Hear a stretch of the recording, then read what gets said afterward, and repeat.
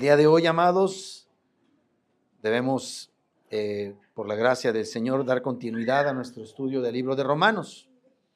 Y ya que, como hemos estado estudiando, el evangelio que Dios nos ha concedido es un evangelio en donde la salvación se obtiene, la justificación se obtiene por la sola fe en la persona de nuestro Señor Jesucristo.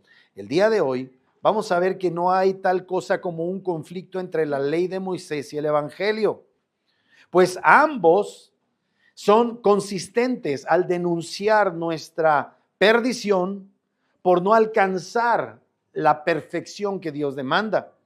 Además, cuando el evangelio exhibe nuestra ineptitud para obedecer, ese evangelio mismo y la propia ley nos instan a la conversión. Y como hemos visto, a final de cuentas, la ley y el propio evangelio nos guían a la confesión de Cristo como nuestro Señor y Salvador. A manera ya pues de introducción del tema del día de hoy, una de las controversias típicas de un tiempo a la fecha es esa confusión que permea en muchas iglesias, en el sentido de que la ley y el evangelio son dos aspectos contrarios. O es la ley o es el evangelio, dicen ellos, pero no pueden ser ambos. El día de hoy, con la gracia del Señor, voy a desvirtuar esta falsa contradicción. Otra controversia tiene que ver con la idea de que nuestras palabras de confesión son la clave de nuestra conversión. Es decir, hay algunos grupos que plantean que es indispensable hacer una oración para recibir. Es necesario hacer una decisión expresada en una oración como elemento indispensable para que verdaderamente seamos salvos. Dicen ellos que si no expresamos oralmente nuestra vida de fe en Cristo o nuestra fe en Jesucristo, no podemos ser salvos. Esto ciertamente, amados hermanos, podría extraerse de lo que vamos a estudiar el día de hoy, pero no es a eso a lo que se refiere el texto. La Biblia enseña ciertamente que la confesión es un aspecto importante, pero no es el aspecto determinante, porque primero es necesario creer con el corazón. Así es que el día de hoy vamos a dar estudio a los versículos 5 a 10 del capítulo 10 de Romanos, que dicen así: porque de la justicia que es por la ley, Moisés escribe así: el hombre que haga estas cosas vivirá por ellas. Pero la justicia que es por la fe dice así: no digas en tu corazón, ¿quién subirá al cielo? Esto es para traer abajo a Cristo. O ¿quién descenderá al abismo? Esto es para hacer subir a Cristo de entre los muertos. Mas, ¿qué dice? Cerca de ti está la palabra en tu boca y en tu corazón. Y esta es la palabra de fe que predicamos. Que si confesares con tu boca que Jesús es el Señor y creyeres en tu corazón que Dios le levantó de los muertos, serás salvo. Porque con el corazón se cree para justicia, pero con la boca se confiesa para salvación. Hay 4 verdades que vamos a ver el día de hoy a partir del estudio de estos 6 versículos. La primera, número 1, Moisés predicaba el evangelio al demostrar a Israel su incapacidad para cumplir la ley. Número 1, Moisés predicaba el evangelio demostrando a Israel su incapacidad para cumplir la ley. Romanos 10:5. Porque de la justicia que es por la ley, Moisés escribe así: el hombre que haga estas cosas vivirá por ellas. Es evidente, ¿verdad?, que el veredicto que obtenemos los seres humanos, y especialmente hablando de ese Moisés que se dirigía a los israelitas, es inevitable que ese veredicto de ser justos de parte de Dios no puede obtenerse por medio de obedecer los mandamientos de la ley. Obedecer los mandamientos de la ley es el sinónimo para obras de la ley. Entonces, Dios juzga nuestro proceder a partir de nuestras acciones, de nuestras obras. Y el parámetro que Dios usa, la medida para medir nuestras obras como justas o injustas, es su ley. En el caso de Moisés, que dio la ley, no solamente presentó la ley moral que tenemos en el libro de Éxodo capítulo 20. Él, dirigiéndose a una nación como tal, que tenía un territorio, tradiciones, costumbres, una misma religión y un mismo idioma, él les dio aquello que los identificaba como la nación de Israel. No solamente una ley moral, porque todos los países tenían en un sentido leyes morales, no, sino que además esta ley moral se derivaba en otros dos tipos de ley, la ley ceremonial y la ley civil. Pero toda estaba involucrada una con otra. No podías funcionar civilmente separándote del aspecto ceremonial. No era un país secularista como el hipócrita proceder de nuestros políticos en las naciones actuales. No se puede separar la moral, no se puede separar la religión de tu proceder como ciudadano. Y tampoco se separaba a los ciudadanos del aspecto religioso. Para ser israelita debía seguir la ley moral, la ley ceremonial y la ley civil, todo junto. Muy bien. Así es que Moisés le predicaba al pueblo de Israel diciéndoles: la verdad es que ustedes son unos completos ineptos para obedecer la ley de Dios en toda la dimensión de lo que esto significa. Y lo que les enseñaba, evidentemente, Moisés, como veremos, es que solo el creyente puede obtener un veredicto de aprobación de Dios cuando Dios lo declara justo, cuando se pone la fe en Dios. Y de hecho, como vimos hace un momento, tanto en la confesión belga, como leímos hace un momento, hablando de Abraham y su vida, ellos creían en este Mesías que había de venir. Y tanto la ley moral como la ley civil como la ley ceremonial apuntaba a un personaje que había sido prometido en el protoevangelio. ¿Se acuerdan? Ese protoevangelio nos habla de una persona a la que apuntan todos los sacrificios de Israel, a la que apunta la ley civil de los israelitas, a la que apunta la ley moral de los hebreos, y ese era Jesucristo. Así que solo los creyentes pueden obtener el veredicto divino de ser justos. ¿Cómo? Por medio de la fe en Jesucristo. Porque de hecho, nuestra incapacidad como descendientes de Adán hace que estemos bajo la maldición de Dios. Buscar la aprobación de Dios para la salvación por medio de las obras de la ley es mutuamente excluyente de la justicia y aprobación de Dios que se obtiene por medio de la fe. Aquí parece que hay una contradicción entre la ley y el evangelio, pero es una contradicción aparente. Porque muchos dicen, bueno, es que puede ser salvo cumpliendo la ley o salvo cumpliendo a Cristo. Y de esto se ha desarrollado la absurda idea de que a esos así llamados judíos, que no son judíos en sentido estricto, que viven allá en el estado secular de Israel, no se les debe predicar el evangelio porque ellos pueden llegar a ser justos delante de Dios cumpliendo la ley. Pues mentira, porque no tienen templo. No pueden, porque además han desarrollado toda una serie de enseñanzas extra bíblicas de origen así literal, demoníaco, que es contrario a los mandamientos de la ley de Dios. De manera tal que si Moisés les decía, con la ley no pueden ser salvos porque son unos ineptos para obedecer la ley, la única alternativa viable era la salvación por medio de la fe en la persona y obra de nuestro Señor Jesucristo. Porque todo lo que dice la ley lo dice en relación con la necesidad de Cristo. Entonces, no hay salvación por buenas obras como alternativa, ni tampoco es una y la otra. O eres salvo por gracia por medio de la fe, o eres salvo por tus buenas obras. Es una o la otra. Y esto aparentemente es una contradicción, pero no es tal. Porque la justificación por la sola fe, amados hermanos, no depende de que tú cumplas los mandamientos y las obras de Dios, sino de que creas en aquel que las cumplió por ti.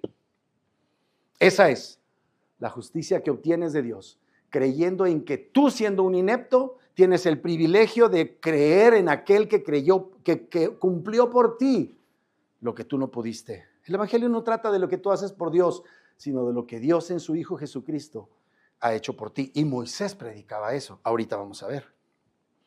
La justificación por la sola fe entonces excluye a las obras de justicia que demandaba la ley, como el medio para ser salvo. Solo la justicia por la sola fe es aceptada por Dios, no por la ley moral, ceremonial ni civil.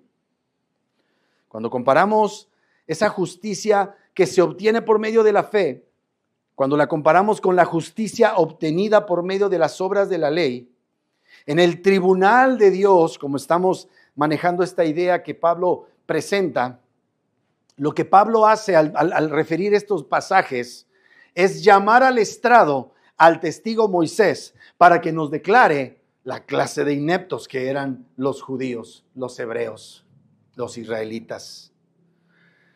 Y recordemos que los judíos contemporáneos del hermano Pablo obviamente reconocían a Moisés como el mediador del antiguo pacto, aquel que recibió de Dios la ley para entregársela al pueblo. Aquí Pablo representa o nos presenta más bien la ley no como alternativa a Cristo, sino como aquello que nos va a llevar a Cristo.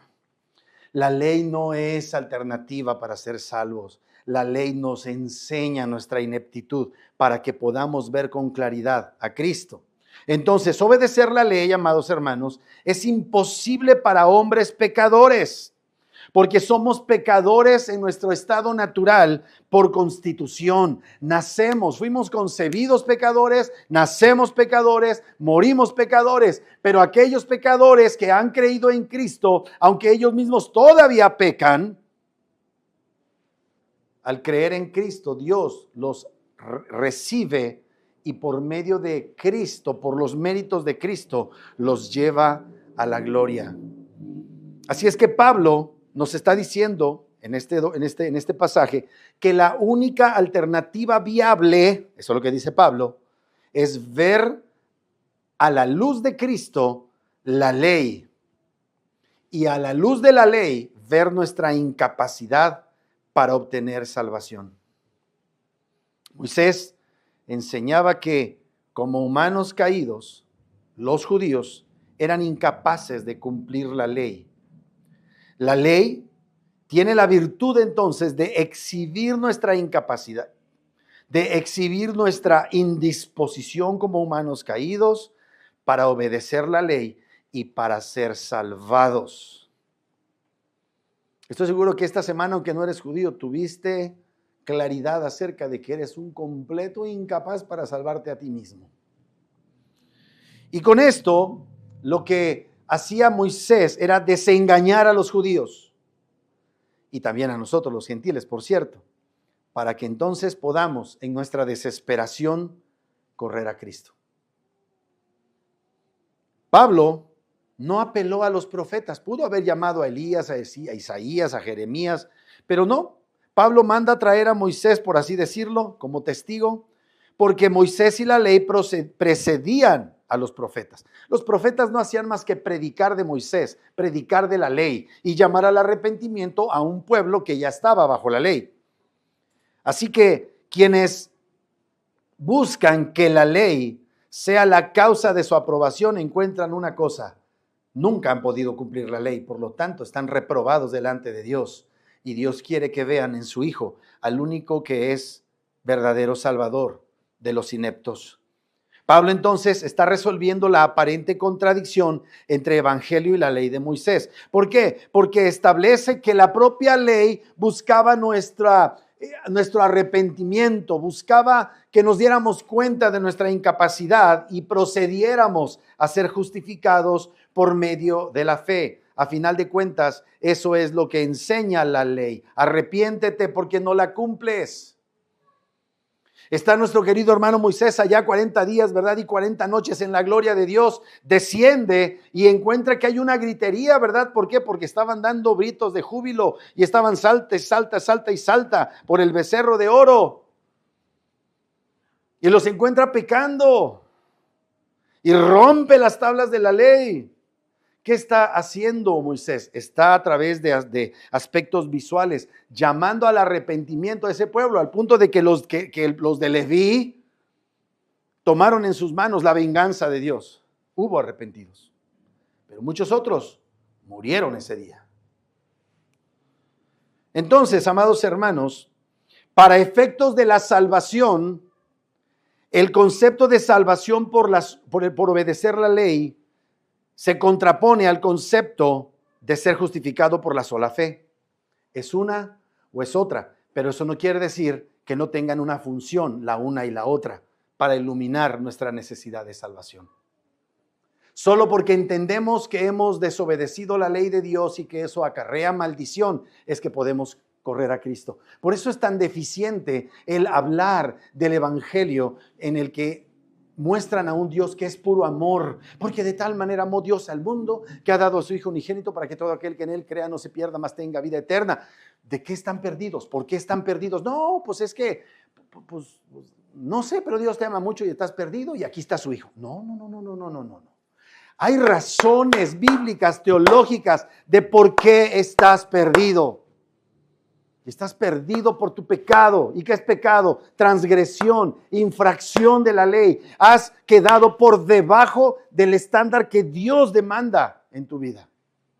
Estás errando el propósito de tu vida. Fuiste creado ser humano para obedecer y darle gloria a Dios, pero no le estás dando gloria a Dios. Fornicas, mientes, robas, calumnias, mientes, todo lo que hacemos los seres humanos. No es porque Jesús murió por ti, porque no podía vivir sin ti. No es así.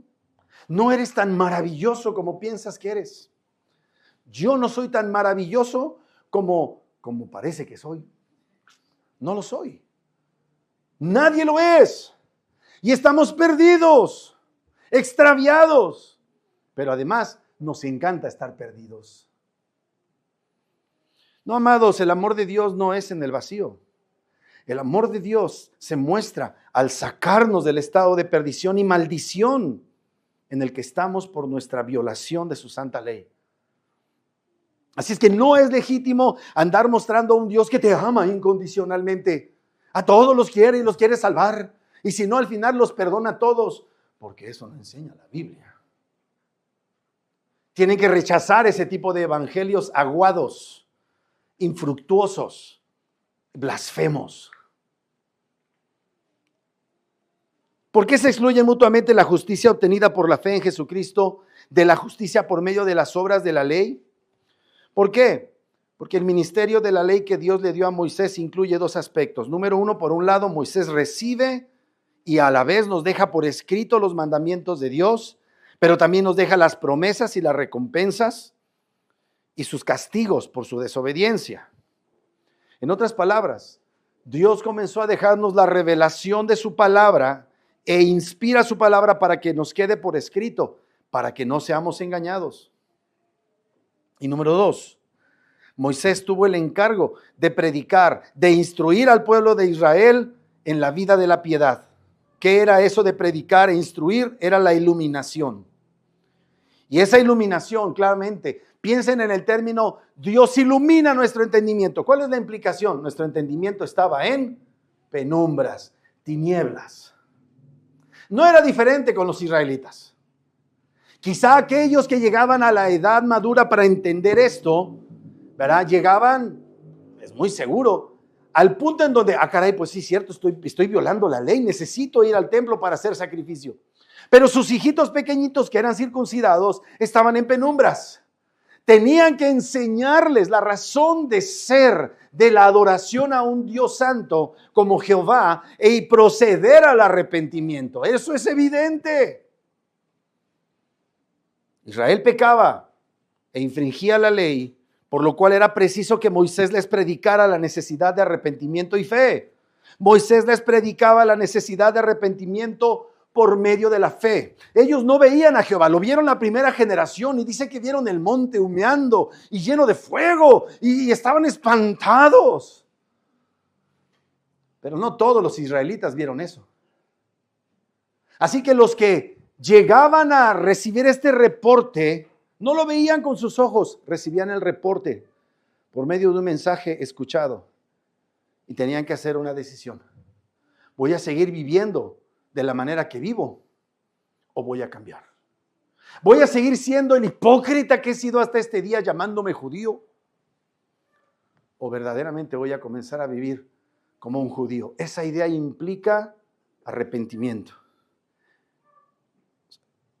Se hizo la luz. Hijo, estoy haciendo las cosas mal. Soy un hipócrita. Tengo el sobrenombre de judío, pero me comporto como un pagano. Tengo lenguaje judío, pero soy un pagano. Exactamente igual que para nosotros los cristianos. Llevo el nombre de cristiano, pero me porto como hijo del diablo delante de mis amigos en la escuela, en el trabajo. ¿Verdad? Los domingos veo igual, violo el día del Señor viendo los partidos del fútbol que todos los demás, en lugar de ir a la iglesia. ¿Se dan cuenta? Entonces, regresando a la idea, la ley misma como la presentaba Moisés era: vuelvan, escuchen el reporte, Dios es muy serio. Ahí se los dejo por escrito, y los que venían por delante tenían que enseñar eso mismo por escrito. Dios juzga el pecado. Dios está airado contra los hombres. Arrepiéntanse. Así es que las misericordias de Dios, que son parte de las promesas de Dios, son gratuitas, pero están allí para los creyentes. Los que, aunque no vieron, creyeron y procedieron al arrepentimiento. ¿Me explico, amados? Por eso entiendo la idea de que no debemos buscar creyentes, sino buscar discípulos. De acuerdo. Pero un discípulo, para comenzar a ser tal, primero tiene que ser un creyente. No uno que creyó, no uno que creerá, aunque implica la idea de que ha creído y creerá. Es uno que es hoy creyente. ¿Eres creyente? ¿O eres como los judíos que pensaban que por vivir en una sociedad judía, haber sido circuncidados como varón, hablaban lenguaje de judíos, hacían las cosas de los judíos, pero su corazón era el de un pagano? Podemos llamarnos muy presbiterianos, muy acá, muy celosos de la doctrina y ser unos paganos. Por eso, las misericordias, la misericordia prometida de Dios era para los creyentes. Ese es el término más elevado, más glorioso que puedes llegar a recibir. Creyente. Nadie, amados hermanos, puede obligar a Dios a conceder sus misericordias, pero Dios promete tener misericordia del que crea su mensaje. Dios ofrece gratuitamente su reconciliación, pero esta se tiene que obtener por fe. Y esa fe por la que obtenemos la reconciliación con Dios es la que nos mueve para cambiar nuestra forma de vivir. Cuando Moisés predicaba la ley, entonces, en un sentido, predicaba el evangelio, porque llamaba al arrepentimiento a los que violaban esa ley dada por Dios. Y entonces Moisés ofrecía misericordia. Piensa en el sacrificio que se hacía una vez al año en el Yom Kippur. ¿Qué significaba? Llegabas a este Yom Kippur en relación con el anterior, para que si Dios te concedía vida hasta ese día, tú te arrepentías y decías: tienes razón, yo he violado la ley, como el año pasado. Y si te quedaban, si vivías 100 años, te quedaban por delante algunos. Cada que llegabas al Yom Kippur, llegaban los creyentes a decir: por tu fidelidad no hemos sido consumidos. Aquí estoy, por eso hago el sacrificio. No con la actitud de soy judío. Y aquí estoy cumpliendo tu sacrificio. Qué afortunado eres, Dios. Eres un afortunadote.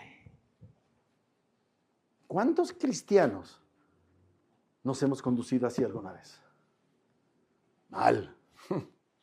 Mal. Cuando Moisés predicaba, buscaba que Israel desarrollara un profundo sentido de amor, tanto por la justicia de Dios, como por su ley, como por su bondad y su fidelidad, y a la vez llegaran a aborrecer la iniquidad. ¿Aborreces la iniquidad, amado hermano? ¿O te gusta andar en ella? En cuyo caso no eres hermano, pero bueno, así te llamo porque hay que hablarles así a los que se congregan. ¿Qué hacía Moisés? Informaba a Israel acerca de las promesas, pero también de las amenazas de Dios contenidas en la ley. Esas promesas de recompensa para los que obedecían, pero también esas penas aterradoras para los desobedientes a su ley. Moisés entonces cumplió la misión que Dios le dio al informar a Israel que estaban bajo la maldición, bajo la condena de Dios.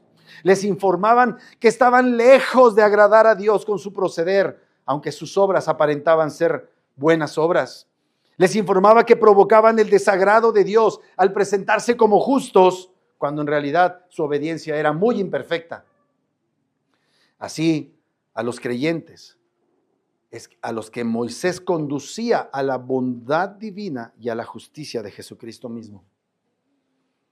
Este era el propósito del ministerio de Moisés: anunciar la ley, denunciar la transgresión y llamar al arrepentimiento a los creyentes para que accedieran a la misericordia de Dios. Es cierto, amados hermanos, que estas promesas que también están en el Evangelio, en el Pentateuco escrito por Moisés, están un tanto cuanto oscuras. No es tan fácil identificarlas, pero ves el patrón: predicación para que se proceda al arrepentimiento, ofrecimiento de reconciliación por las misericordias de Dios. Ese sacrificio que se hacía como una promesa de que vendría Jesús a ser el verdadero y único sacrificio válido delante de Dios. Juan 1:17, pues la ley por medio de Moisés fue dada, pero la gracia y la verdad vinieron por medio de Jesucristo. Eso no quiere decir que a partir de que Jesús vino, siempre fue dado por medio de Jesucristo esta gracia y esta verdad. En la ley se dejaba, el Espíritu de Cristo venía a producir arrepentimiento, a mostrar la gracia, a exponer la verdad del estado ruinoso de los creyentes. A muchos por eso no les gusta la teología reformada, porque se la pasa todos los domingos hablamos de, pues que no se cansan de oír que son pecadores. No nos cansamos. De hecho, lo necesitamos. Ser reprendidos, ser corregidos, ser confrontados. No necesitamos que nos estén tallando, como les dicen a los perritos ahora, los lomitos, ¿verdad? ¿Por qué dicen lomitos? Porque le acaricias el lomito. No necesitamos que nos trate Dios como mascotas. Necesitamos que Dios nos hable como un padre amoroso, que nos sacuda. Deja de ser flojo, deja de ser gritón, deja de ser miserable, grosero, lépero, alburero, deja de ser libidinoso, deja de ser eso. Chismosa, deja de ser grosera, deja de ser irrespetuosa con tu marido. Esas cosas son las que Dios nos habla. Y se retuerce uno, va como lombriz en sal. Pero es lo que necesitamos, amados. Pues la ley por medio de Moisés fue dada, pero la gracia y la verdad vinieron por medio de Jesucristo. Así es que nuestro amado hermano Juan compara a Moisés y Jesucristo, afirmando que la ley fue dada por Moisés, pero que la gracia y la verdad hallaban su cumplimiento en Cristo Jesús. Cuando vinculamos la ley a Cristo, tenemos el cuadro completo del Evangelio. No se puede predicar el Evangelio sin la ley. ¿Me estoy explicando? El Evangelio es el gran mensaje de la Biblia. Dentro de ese gran mensaje está la ley. ¿Para qué? Para que manifieste las muchas transgresiones que cometemos, las muchas infracciones que cometemos contra la ley. Que vemos que Moisés cumplió su misión al desengañar a Israel predicándoles la ley con sus promesas y amenazas y haciéndoles que salieran del autoengaño de pensar que sus obras imperfectas complacían a Dios, y entonces guiándolos a la necesidad de arrepentimiento y fe para acceder a las misericordias de Dios. Número 2, Moisés predicaba el Evangelio al urgir a los judíos al arrepentimiento y la conversión. Primero que hacía, les exhibía su incapacidad. Pero también vemos que predicaba en un sentido el Evangelio y en un sentido muy real al urgir a los judíos al arrepentimiento y la conversión.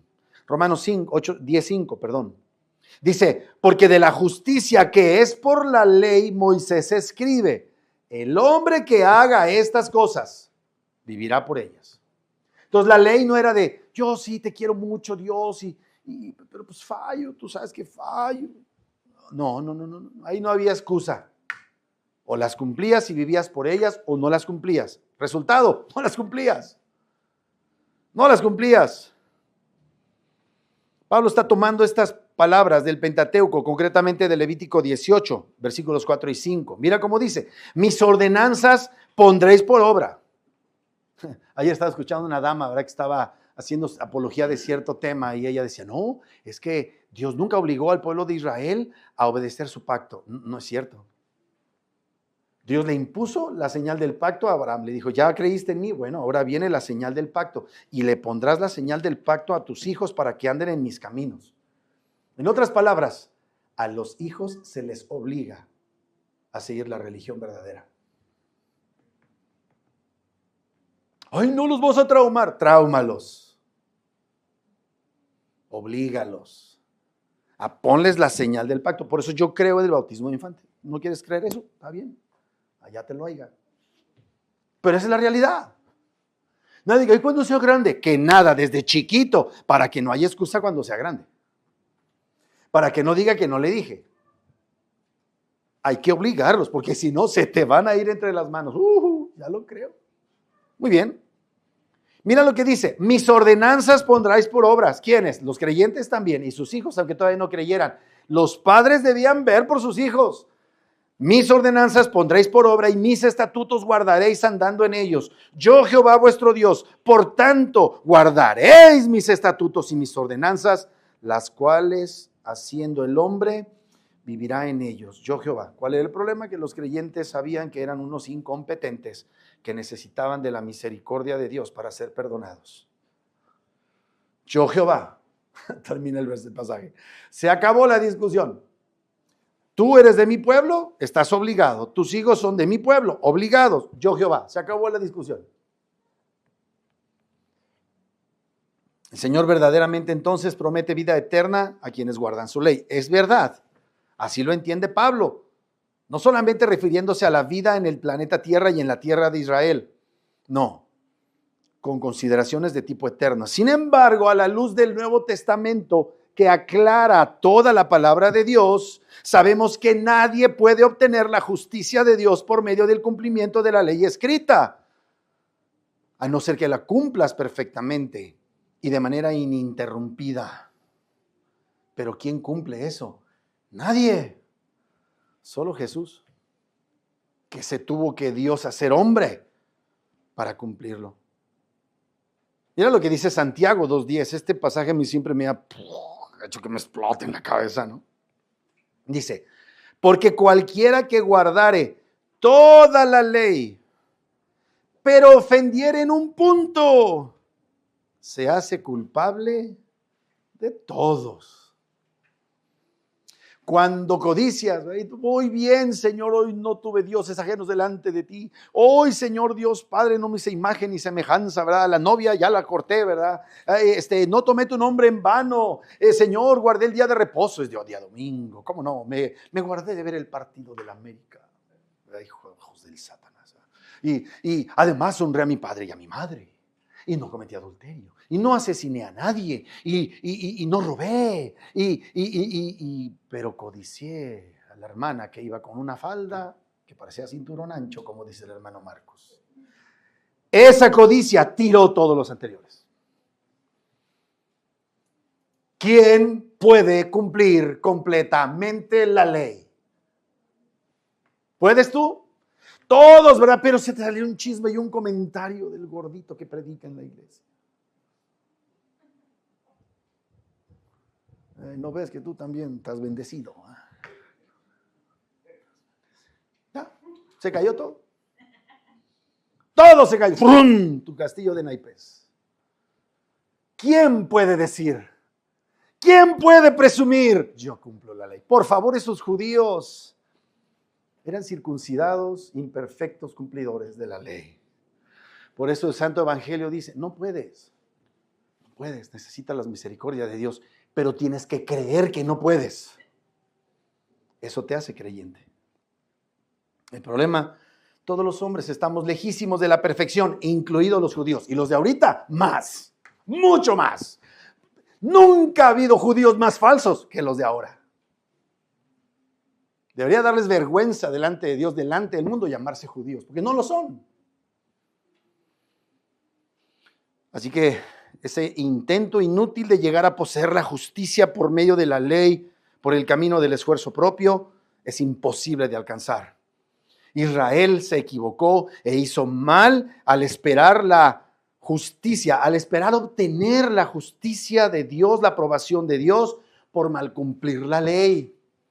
Nadie nacido ordinariamente de mujer podrá jamás conseguir la justicia de Dios por medio de la ley. Es imposible a causa de nuestro estado caído. Es imposible de cumplir. Es una frivolidad demandar las promesas de Dios de bendición que hay en la ley, usando como moneda de cambio la justicia por las obras. Estos del Evangelio de la Prosperidad son unos blasfemos. Por darle diezmo a Dios, hacen un intercambio. Y que mi hijo deje de andar en las drogas. Y que mi viejo regrese para que le siga diciendo la vida de perro, pero que regrese. Hay mujeres que están más preocupadas por su reputación de mujer divorciada que no quieren tener, ¿verdad? Y que regrese el viejo aunque lo sigan tratando feo. Aunque el otro sea un sinvergüenza adúltero. ¿Me estoy explicando? O sea, así es nuestro corazón de podrido. Y queremos que nos ahorre el dinero, lo que no estamos dispuestos a invertir de trabajo en nuestro matrimonio. Y ahí está el Evangelio de la Prosperidad. Tú páctale y aquí vas a ver. Y vas a ver. Vas a llegar a la presencia de Dios y te vas a llevar la sorpresa de tu vida.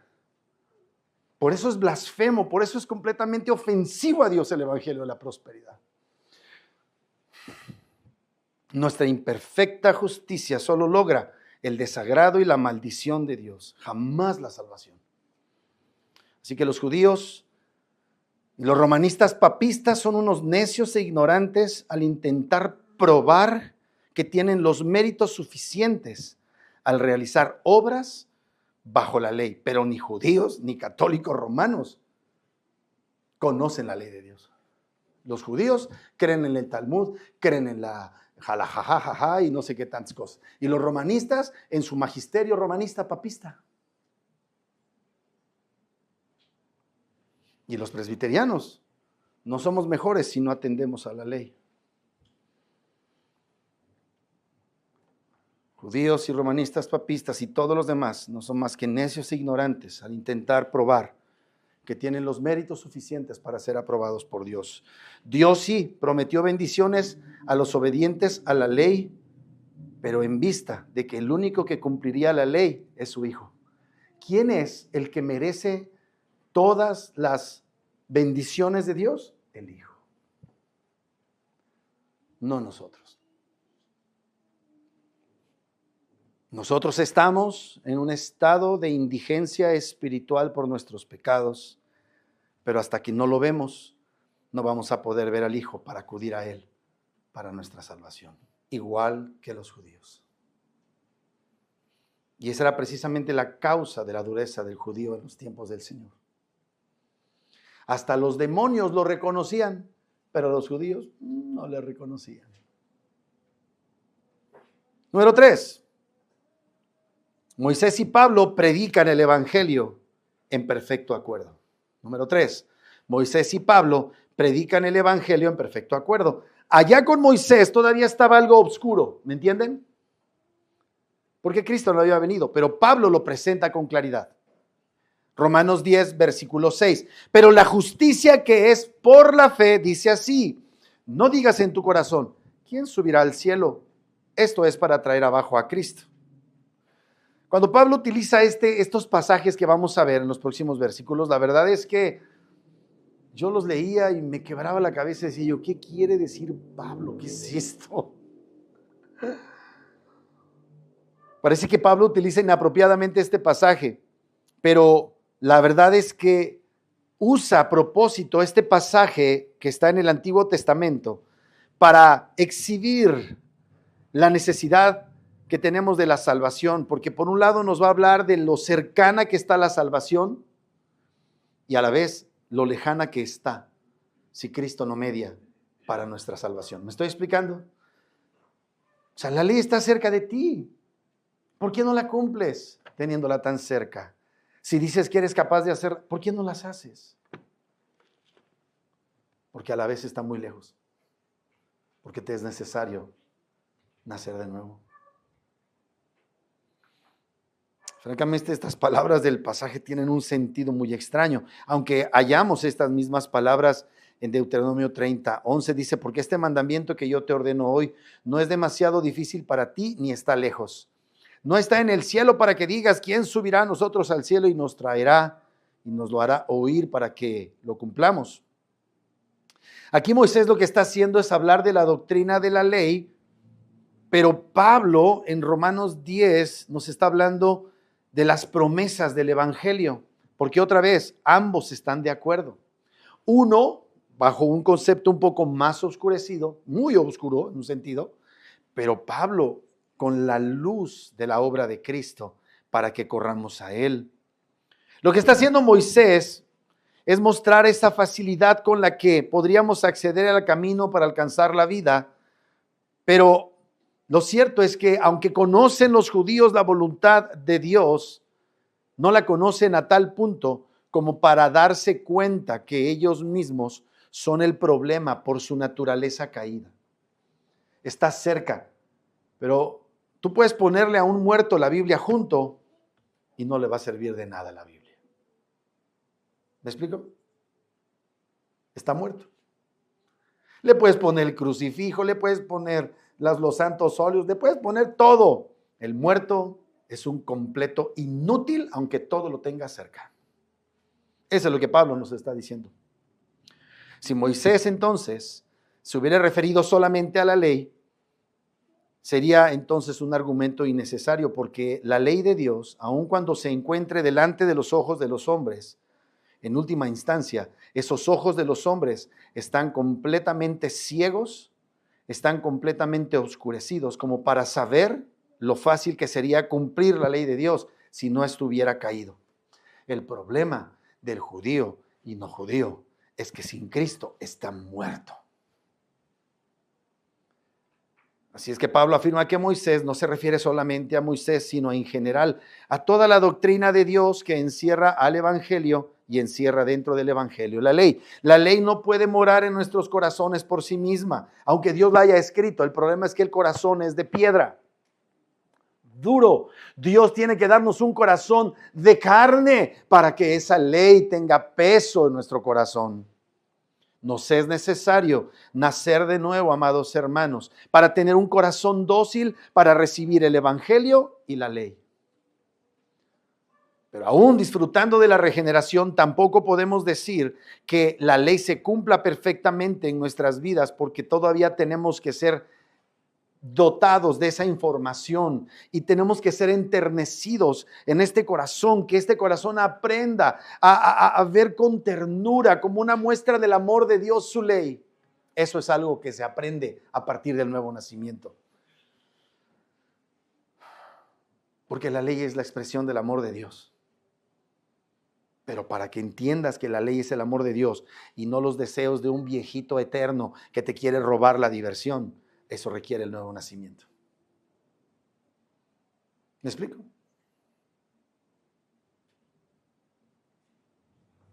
No podemos decir entonces con propiedad que porque hayamos nacido de nuevo la palabra de Dios en la ley se cumple en nosotros.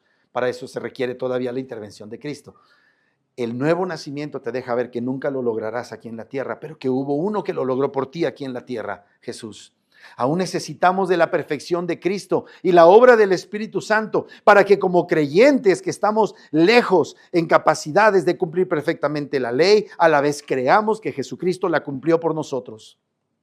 Esa lucha va a ser una lucha que sostendremos hasta el último día de nuestra existencia. Pero como les dije, eso no es justificación para que sigamos pecando. Peleamos contra eso. Así es que necesitamos la justicia ajena, la justicia aliena que nos es imputada para que podamos estar delante de Dios con confianza. Entonces es la regeneración la que en el Evangelio se nos enseña como el principio por el cual nuestro corazón, aunque no cumple perfectamente la ley, cree completamente en el perdón de Dios por su imperfección al cumplir la ley. Porque todo eso nos es dado por Cristo. Jesús entonces jamás veía solo la ley pura y simple, siempre tenía en mente ese prometido en el protoevangelio que se reflejaba en los actos que se realizaban en el tabernáculo, en el mobiliario del tabernáculo. Ahí estaba esa doble dimensión. Él esperaba que el Espíritu Santo regenerara a los judíos para que creyeran. Por eso cuando le cuando Nicodemo dice, ¿cómo que es necesario nacer de nuevo? ¿Me tengo que meter otra vez al vientre de mi madre? Y el Señor le dice, eres tú, maestro de Israel, y no sabes estas cosas. Así que la observancia de la ley procede de la fe, porque has sido salvado, porque el Señor circuncidará el corazón. Así que Pablo está refutando a quienes afirman que Moisés se refiere aquí a tal mérito por cumplir las obras que se puede salvar a sí mismo una persona. Es imposible observar la ley si ésta no procede de la justificación por la sola fe. Luego dice en Romanos 10:7, ¿o quién descenderá al abismo? Esto es, para hacer subir a Cristo de entre los muertos. Si ustedes leen el libro de Deuteronomio 9, algunas partes de Deuteronomio 30 y el Salmo 107, van a ver que Pablo toma una porción de estos pasajes en los que se hace referencia al cielo y al mar. Para un hebreo común, el cielo y el mar eran cosas lejísimas, muy alejadas, de difícil acceso. Pero Pablo hace un cambio de las palabras cielo y mar para referirse de una manera figurada a la muerte y resurrección de Cristo. Por eso dice, ¿o quién descenderá al abismo? Esto es para hacer subir a Cristo de entre los muertos. Pablo lo que está haciendo entonces es aplicar una figura retórica conocida como exposición, que es una forma de ilustrar cierta frase, acomodando mejor las palabras para que se entiendan un poco mejor. Como dice, Moisés habló de dos lugares inaccesibles, ¿verdad? Como vimos hace un momento, la palabra cielo y mar. Pero Pablo las aplica refiriéndose a la muerte y resurrección de nuestro Señor Jesucristo. Entonces, Pablo dice que por la palabra del Evangelio, nuestra fe en Cristo Jesús, quien murió derrotando la muerte y resucitó para apoderarse de la vida, es el que hace que nosotros podamos ser salvos. Es por el Evangelio que la muerte y la resurrección de Cristo nos son comunicadas por el poder del Espíritu Santo. Así, la justificación por la sola fe es suficiente para nuestra salvación porque apunta nuestra fe a la obra de Cristo de morir en una cruz por nosotros los transgresores de la ley y resucitar como aquel que siempre cumplió la ley, sobre quien no tenía derecho a la muerte, para que nosotros podamos acceder a la vida eterna creyendo en estas cosas y ser declarados por Dios justos. Y luego dice, ¿quién subirá al cielo? ¿De qué crees que nos está hablando? Nos está hablando de la ascensión de Cristo, quien ha hecho tan gloriosa obra que Dios le ha puesto en el lugar de honor. Y ahí está segura nuestra herencia reservada para los creyentes, que nadie puede arrebatar a Cristo, sino que nos será entregada cuando confiamos en Él. ¿Quién descenderá al abismo? Aquí vemos que Jesucristo sufrió con esta figura los horrores del infierno al estar clavado en esa cruz durante 6 horas de su vida. Imagínate qué valioso es para Dios el sacrificio en una cruz, clavado en una cruz durante 6 horas. Lo valioso que es para el Padre. Cómo Dios derramó todos los pecados cometidos por los futuros creyentes y los creyentes del pasado en Cristo. Tú y yo, a la hora de estar crucificados, pensaríamos muy probablemente que ya estuvo, ¿no? Ya pagamos todo. Y pediríamos una muerte por misericordia. Pero la Biblia enseña o implica que tendríamos que estar crucificados una eternidad por lo que hemos hecho al ofender a un Dios eterno y santo como el Padre de nuestro Señor Jesús. Aquí hay personas en este lugar que nunca han hecho los pecados que muchos de nosotros cometimos. Que si hoy murieran sin Cristo, pagarían una eternidad en el equivalente de la cruz de Cristo por sus pecaditos. Mentirosillos, burloncillos, molones con los hermanos, groserillos, esos. Jesús descendió al abismo en el sentido más puro del término. 6 horas por todos tus pecados multiplicados por los pecados de todos aquellos que creerían en Él del pasado, de los que hoy creen y que creerán en el futuro hasta que Él regrese. Piénsalo por un momento. 6 horas de angustias indecibles cargadas sobre el santo, glorioso Hijo de Dios. Descendió a los infiernos en esa cruz.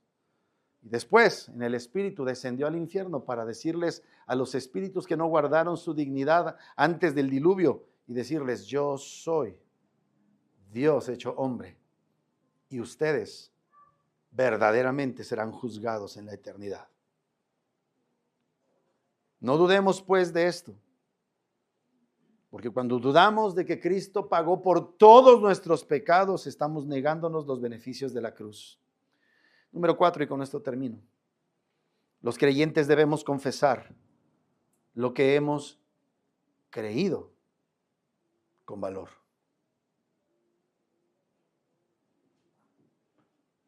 En otras palabras, los cristianos no somos de la secreta.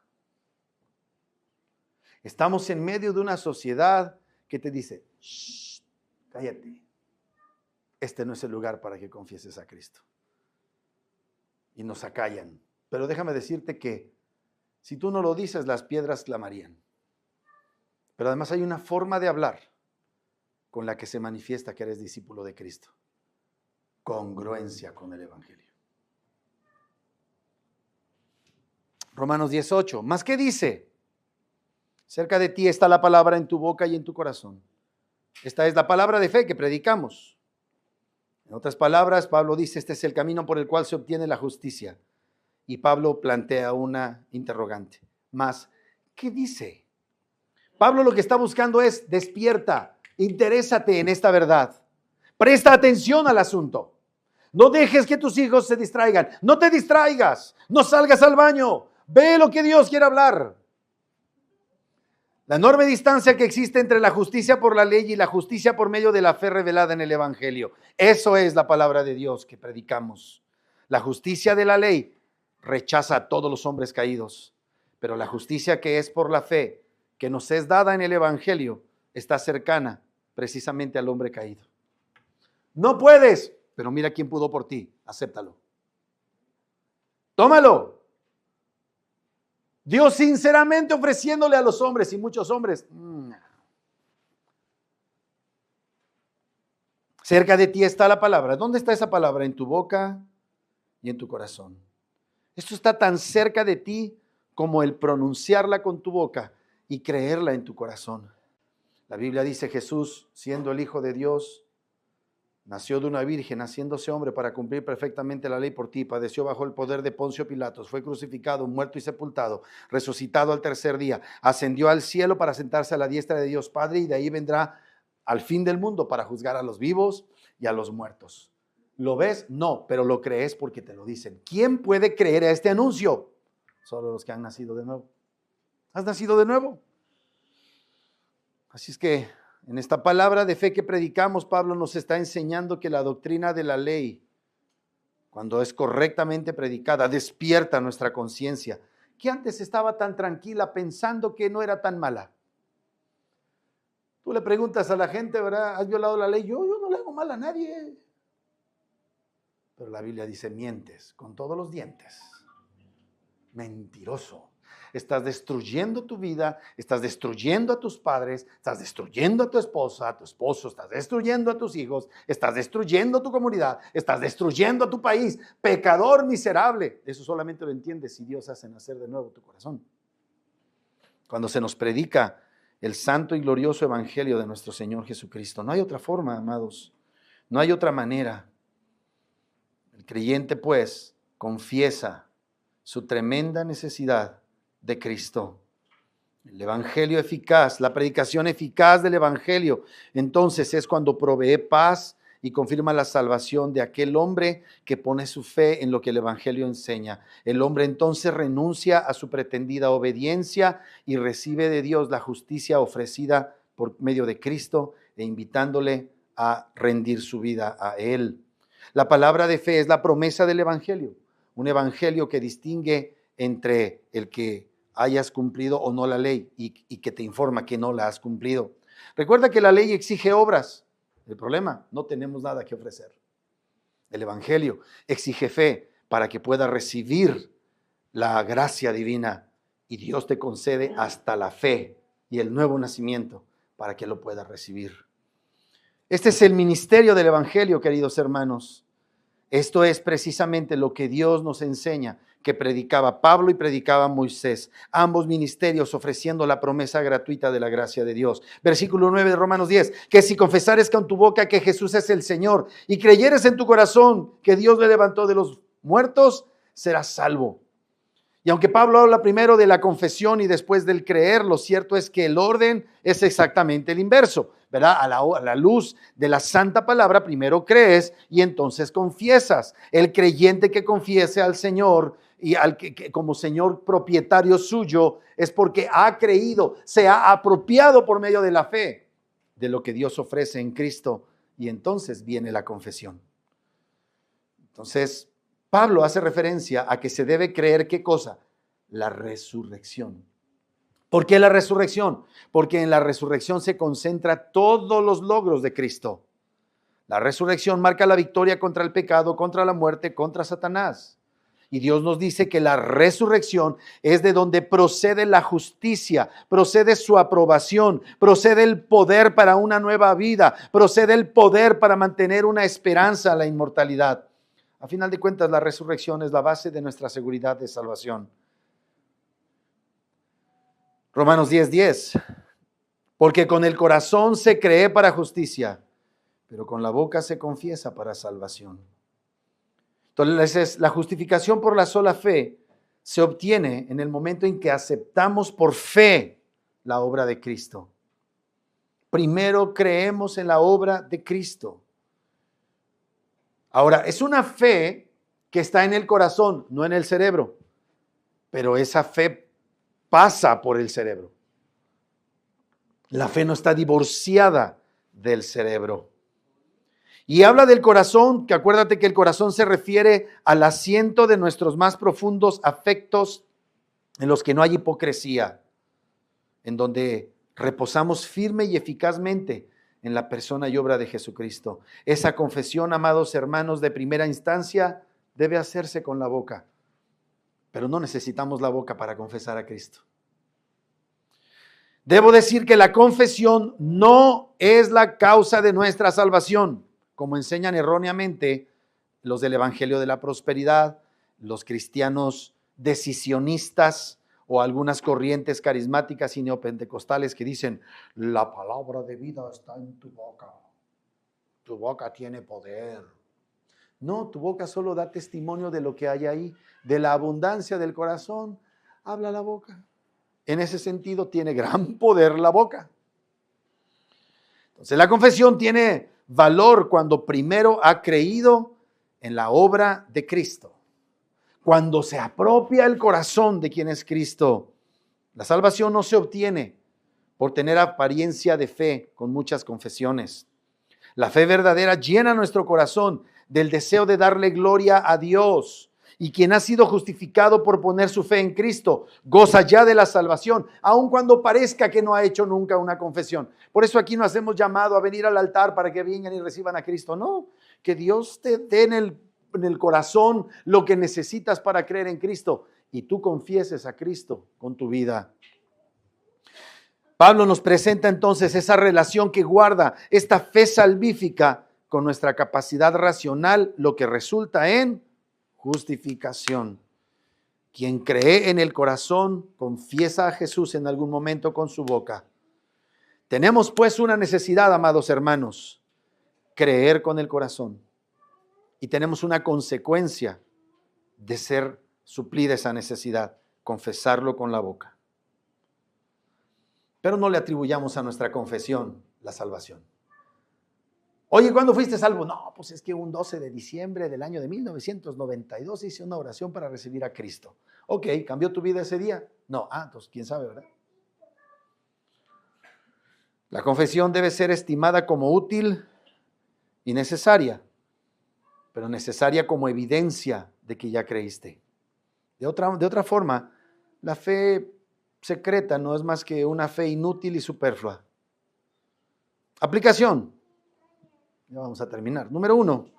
Asegúrate en todo momento de creer de corazón sincero en la resurrección. Asegúrate en todo momento de creer de corazón sincero en la resurrección. En tus pensamientos, en tus decisiones, en tus emociones. Asegúrate que éstas surjan de profundas convicciones internas conforme a la obra de Cristo. Cada día necesitamos reconocer de manera personal que no puedes salvarte por tus propios méritos, que no eres aprobado por tus propios méritos. Cuando oras, cuando recibes algo, lo recibes por la gracia de Dios. Das gracias siempre a Dios. ¿Recibes tu salario? La verdad es que no te lo mereces como deberías. ¿Por qué? Porque te saliste, fuiste al baño más tiempo del que debías, porque hablaste mal de tu jefe y te cae gordo, y cómo no le cae un piano, ¿verdad? Una caja fuerte Acme, ¿verdad? De los cielos. O sea, cuando pensamos, no lo merecemos. Si vas a ir al campamento de jóvenes en los Estados Unidos, si vas a recibir un premio de puntualidad, la verdad es que esa puntualidad no te distingue en la iglesia, ¿verdad? Entonces, no hay manera de que puedas presumir que lo mereces. Necesitas siempre confiar en plena y exclusivamente en Cristo y en su resurrección. Dios lo resucitó de entre los muertos.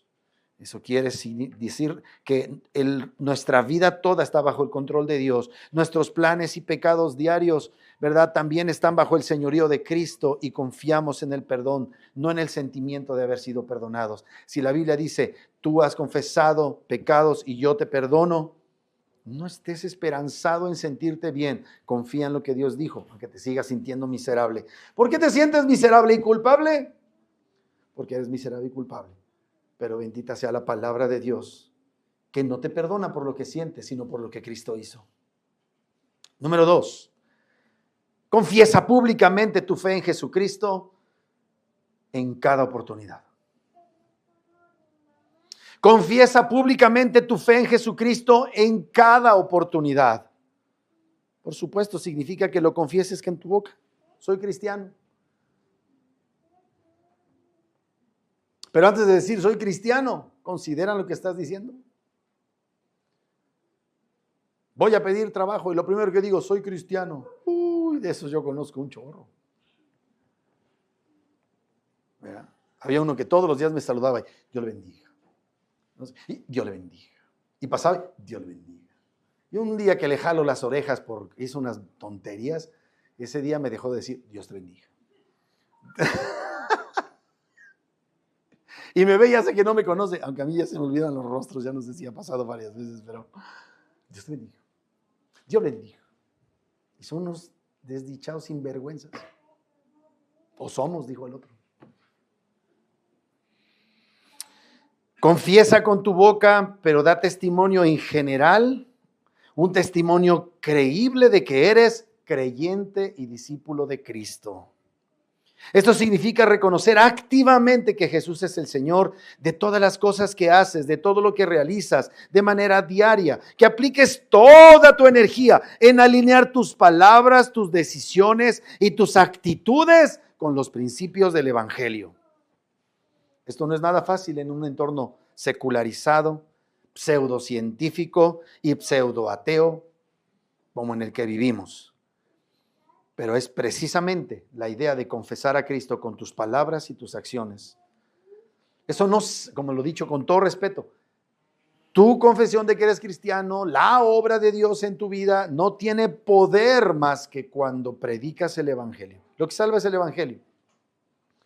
Nuestro testimonio puede ser de edificación personal, puede ser de edificación para la iglesia, pero ese testimonio de la obra de Dios en nuestras vidas no tiene poder para salvar, solo da un vínculo, un pretexto para presentarles el Evangelio. Cristo Jesús, quien siendo Dios se hizo hombre, nació de una virgen, vivió una vida de perfecta obediencia, padeció bajo el poder de Poncio Pilato, fue crucificado, muerto y sepultado, al tercer día resucitó de entre los muertos, subió al cielo y está sentado a la diestra de Dios Padre, y de ahí mismo vendrá al fin del mundo para juzgar a los vivos y a los muertos y juzgar a los hombres conforme a sus obras. ¿Estás listo? Porque te digo una cosa, no estás listo. Has violado la ley de Dios. Yo he violado la ley de Dios. Yo te presento a Cristo. Demuestra pues en tu entorno familiar, laboral y social que Jesús es tu Señor. En otras palabras, acuérdate del día de reposo para santificarlo. Y que Dios bendiga su palabra. Padre, te damos muchas gracias por tu bendita palabra. Tu palabra es verdad y yo te pido perdón por tardarme en predicarla. Pero es necesario que mis hermanos, amado Señor, tengan claras estas cosas para que juntos, viviendo para la gloria de tu nombre, por el poder de tu Espíritu Santo, te honremos y te exaltemos. Perdona nuestra maldad, que es mucha. Gracias por tu gran amor y tu misericordia. En el nombre poderoso de Cristo Jesús. Amén.